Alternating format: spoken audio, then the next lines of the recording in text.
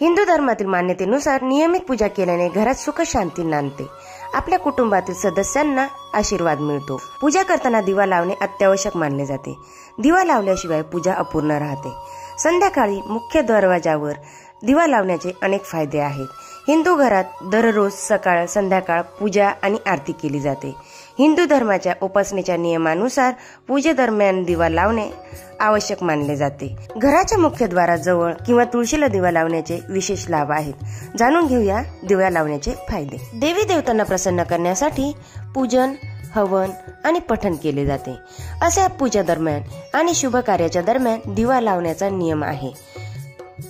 घरात दिवा लावल्याने अंधार दूर होतो आणि नकारात्मक ऊर्जा दूर होते. याशिवाय आपल्या घरावरील संकटे दूर होतात आणि घरातील वास्तुदोषही दूर होऊन जातो. घरातील मुख्य द्वारासमोर दिवा लावल्याने घरात सुख समृद्धी येते. आपल्या घरात सकारात्मक ऊर्जेचा प्रवेश होतो. याशिवाय लक्ष्मीला येण्याचा मार्ग देखील दिवाच दाखवतो. संध्याकाळी मुख्य द्वाराजवळ दिवा लावल्याने राहूचे दुष्परिणाम कमी होतात. देवघराजवळ किंवा तुळशीजवळ दिवा लावल्याने आपल्या घरातील आर्थिक तंगी दूर होते. वास्तुशास्त्रानुसार संध्याकाळी 5 ते 8 दरम्यान घराच्या मुख्य दरवाजाजवळ दिवा लावावा. मुख्य दरवाजाजवळ लावलेला दिवा हा बाहेर पडताना आपल्या उजव्या बाजूला असावा आणि त्याचा प्रकाश उत्तर पूर्व दिशेला असावा.